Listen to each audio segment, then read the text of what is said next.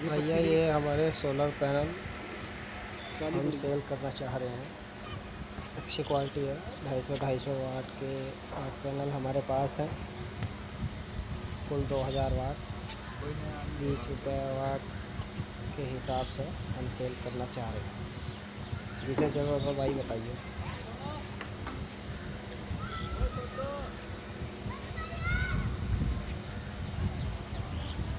बहुत ही अच्छी क्वालिटी के पैनल है। मोनोक्रिस्टलाइन पैनल है। बादल होने के बावजूद भी करंट कम नहीं करते।